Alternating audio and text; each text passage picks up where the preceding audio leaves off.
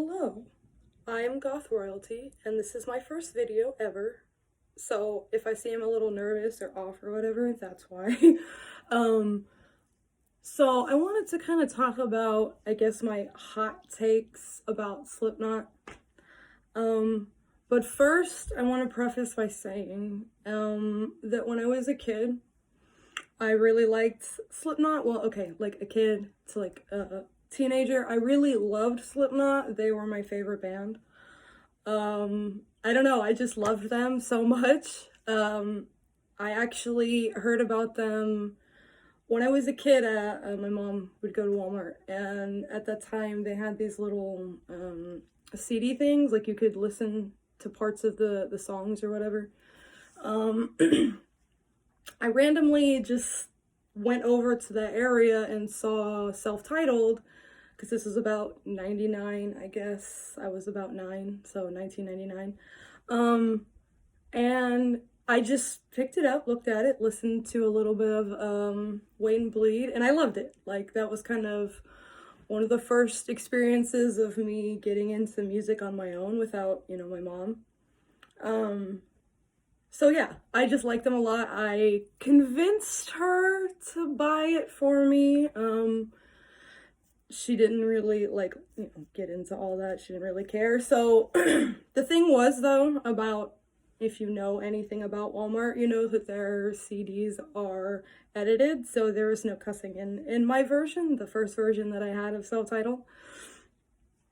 It was kind of annoying, but it was fine. And yeah, I loved it. And from that day on, I don't know, I followed them as much as I could, because at that time, internet was around, but, not like today, computers and such. My first concert, actually, was the Subliminal Verses tour, in March of 2005, when I was 15. I love them. Like, it was still to this day the best concert I've ever been to. The best. Like, it still makes me happy to think about it, and I have a lot of fond memories as a kid and a teenager and all that of listening to their music, and yeah. So now, with that said, I actually obviously don't like them anymore, for a few reasons. One is because, after Paul died, I didn't really think that they would be able to continue without him. And hey, look, they have. But it was that, and when All Hope Is Gone came out,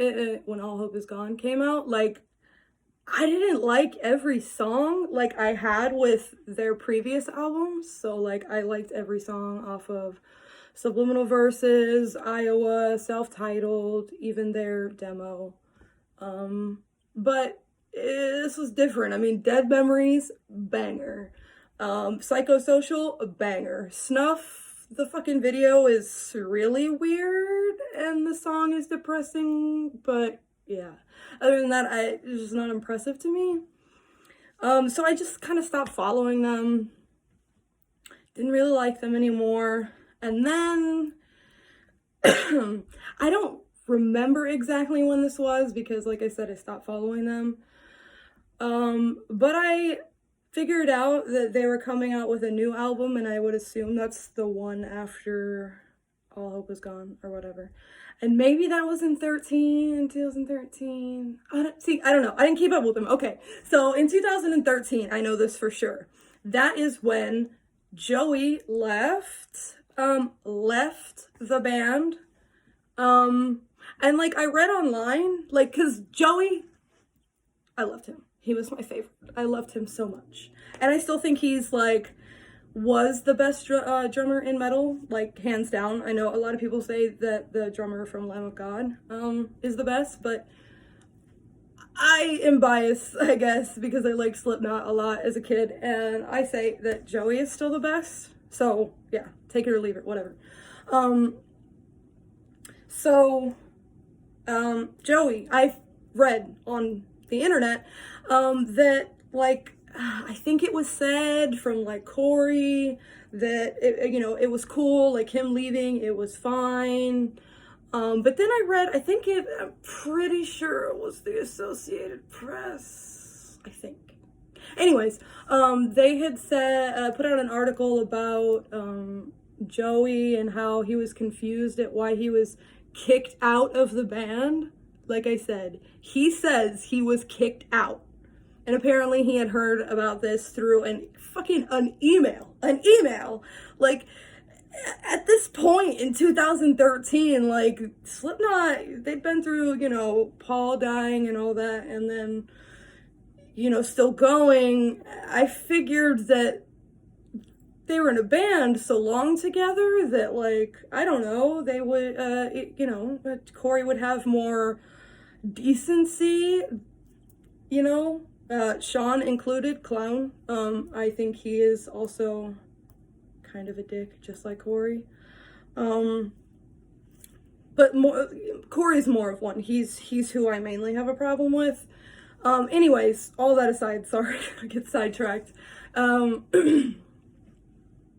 Yeah, Joey, I was super upset about that. Yes, I had not listened to them for quite some time. I wasn't a fan anymore, but I will always have a place in my heart for Joey Jordison. He's great. And I just thought it was really fucked up.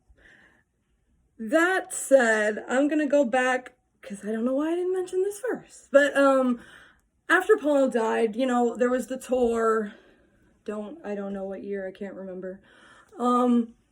And the old guy, was his name Donnie, from, like, he's the original guitarist or whatever. He wouldn't replace him. He stood in for him for the farewell tour to Paul or whatever. But, like, he had to stand behind a fucking curtain, which is weird. Why did he have to stand behind a fucking curtain? I thought that was kind of a dick move, to kind of, like, make him do that, Corey. What the fuck? And then, and then the whole thing about the new members, they couldn't pick their mask, and for a while they had to wear the same mask. Whatever. Anyways, my other point is about Chris. Now, Chris says that Corey and Sean had, like, different companies, like little side companies or whatever, with something to do with Slipknot's name, and that they were getting money from that, and that they were taking it and, like, they weren't telling anybody, I guess. And he says that he wasn't getting paid as much as he should have. Not just, like, it wasn't just a year, a couple months, a tour. He says years. Now, I don't know how many years, but he says years. So, a few, maybe, at least. Which is kind of, again, fucked up because, hey, he's been in the band a really long time, and you would think that Corey would have the motherfucking decency to... I don't know, Sean and Corey. I don't run a band, I'm not in a band, I'm not, of course, but I just think it's kind of fucked up, and that's really what kind of prevents me from liking their, it's like trying to get back into them. I know I've heard their newest stuff because fucking XM, Octane, and Liquid Metal whore the fuck out of their shit, which, that's not a problem, fine, whatever, cool, that's what the people like, give it to them. They do sound, like, at least the vocals. The music has always, sounded pretty okay to me. It's always pretty much sounded like Slipknot. It's just, like, those fucking vocals that Corey was doing after. Yeah. It kind of sounded like Stone Sour, and I'm not the only one to say this.